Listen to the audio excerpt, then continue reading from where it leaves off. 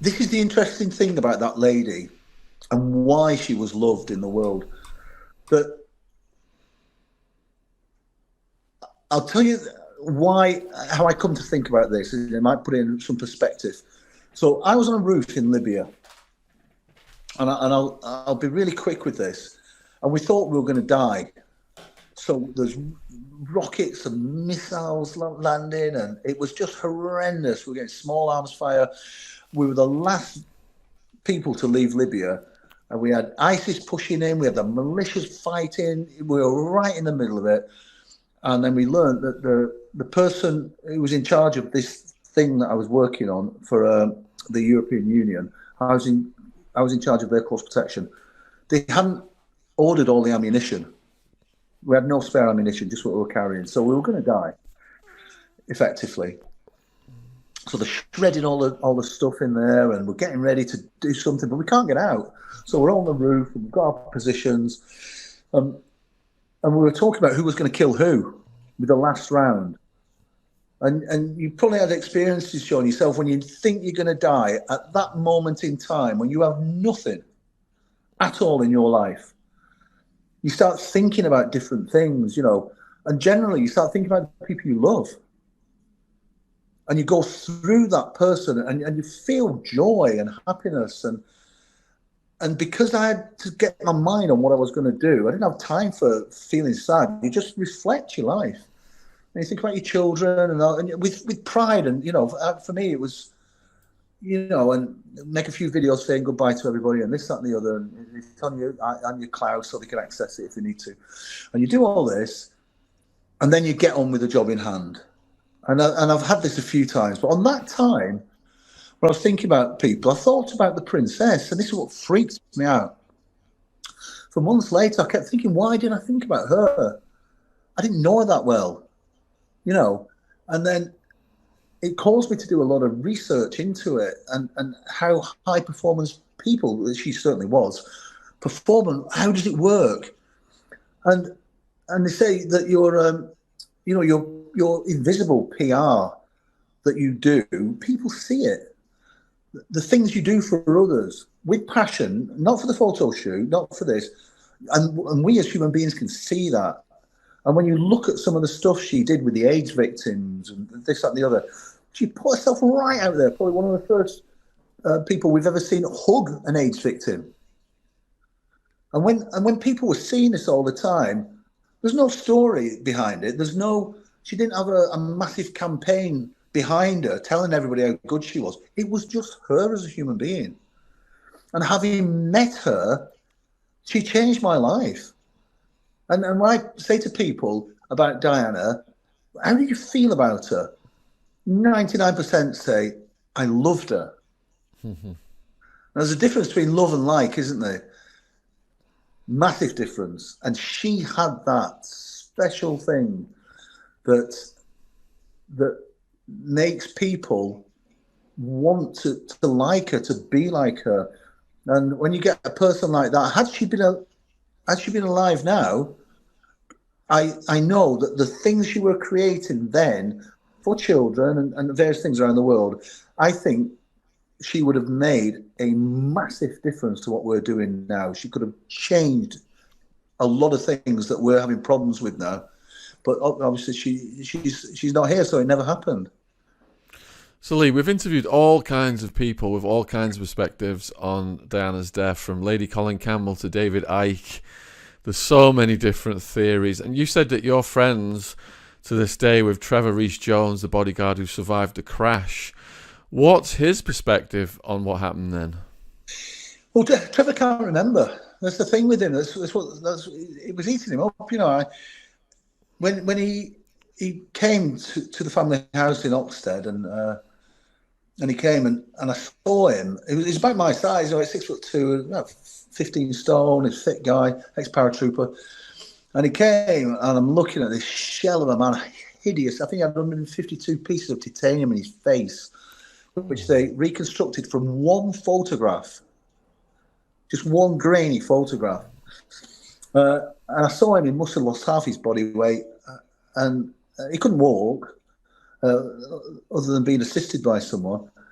And I said, Trev, are you sure you want to go to Dodie's grave, which was on the grounds, a massive place to have? And he said, Lee, I really want to go. I said, come on, I'll take you, mate. So I put him in a golf buggy and I drove him out there, probably about, I don't know, about half a mile. Drove him out and drove him to where Dodie was laid to rest. And I picked him up like a child out of the car, and we went over to the graveside, and he was really upset, and he's looking and confused as well.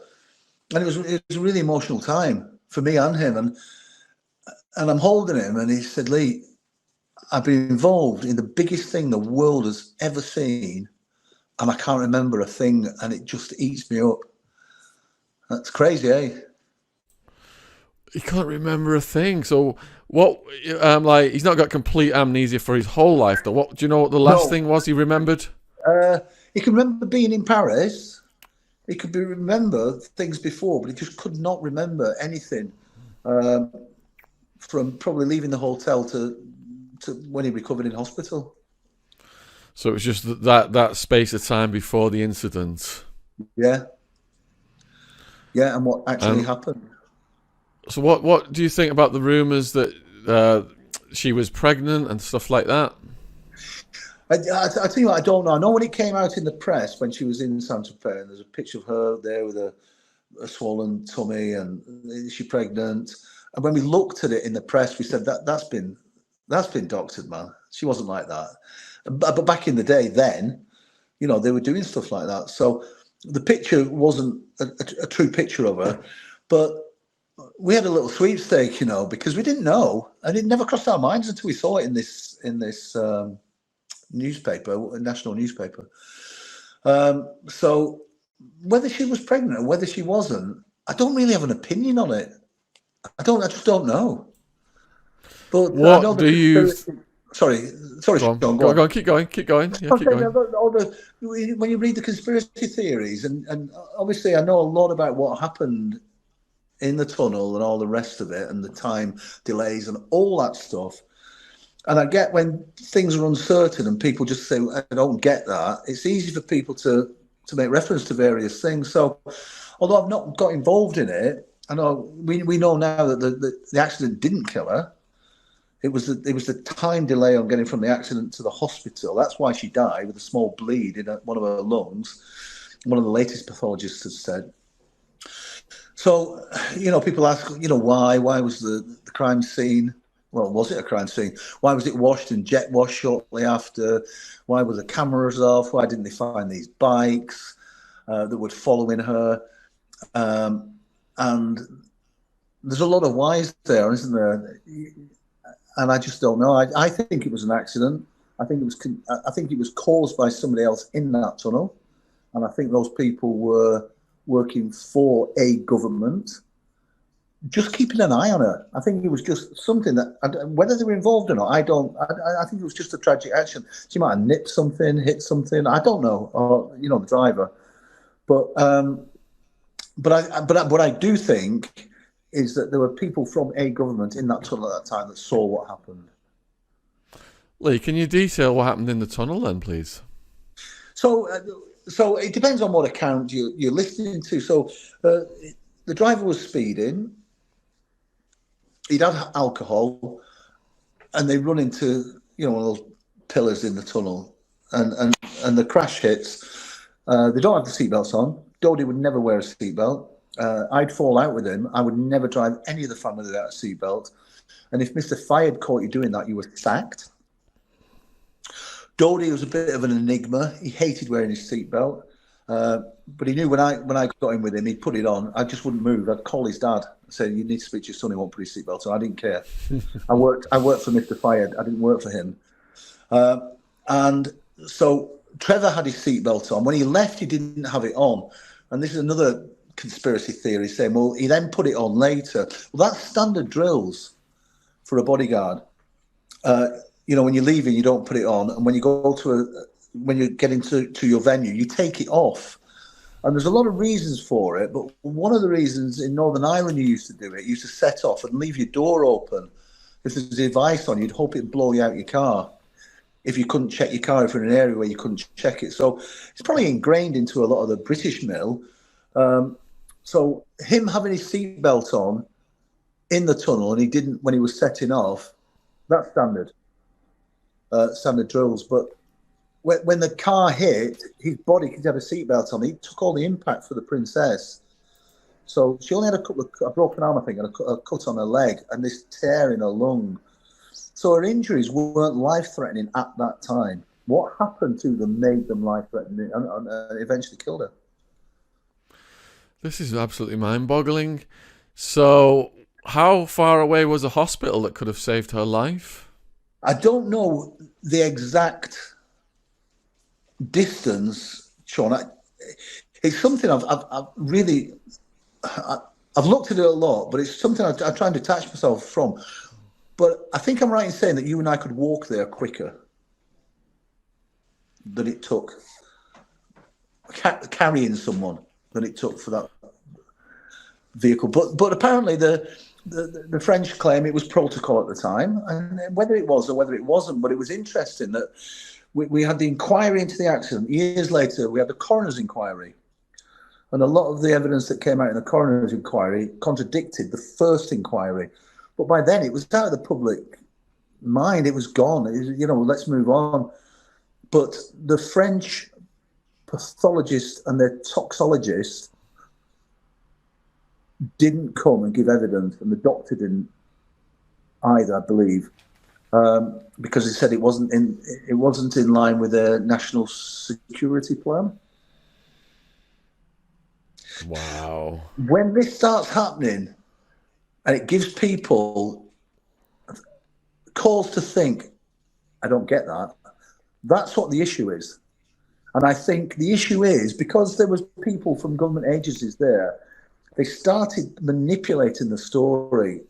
And that's when people start going, hang on, I don't get this. And then once you start, you can't stop. So, I do think there's people in that tunnel who could tell us exactly what happened. I do think it was an accident. I don't think it was any attempt to kill her. I think it was just purely an accident. And there's people in there that went, we can't be seen to be here, and they bugged out. Lee, are you aware of what happened after the crash then? Like the time it took for an ambulance to come, how long she was in the ambulance, how long after the accident she actually died, things like that?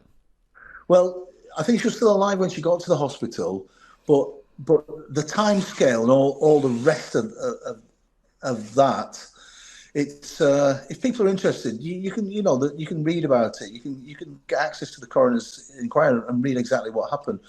But the time scale of when the ambulance kept stopping and starting and stopping and starting, and the doctor tells his story as to why that was the case. But at the time, I think most people thought that can't be. That can't be right. It would certainly not happen in the UK, but the French are adamant that it was their protocol to do that then. I don't know. To stop and start for what reason? I think it was to stabilise her, to give her treatment. There is a story behind it as to why it happened. And everybody thought at the time, that's crazy. Why would you do that? You've got a casualty in your vehicle. You've got to get them to where they're going to get life support, and you've got to get them there quick. And that's generally when you triage people and you do all this. The people, you've got to get them to that specialist in a window of time. And if you don't do it, the likelihood is they're going to die. We know that. And we knew it then as well. But apparently the French system, they didn't work like that. But who knows? So, Lee, do you think that there were vested interests out there that were rooting for such an accident, or may have gone so far as to take advantage of the accident? In what way, Sean, take advantage? Could have interfered with the process of her getting the necessary medical treatment to save her life? I don't think so. I think that would have been so... If you wanted to kill someone, this is one of the most complicated ways of doing it. They'd be far easier, and it's. I think the doctor who did what he did, he might have been overwhelmed by when he found out who was in that ambulance because he didn't know the scene. And I think once he found out who was in, he might have been in shock. I don't know. I just don't know.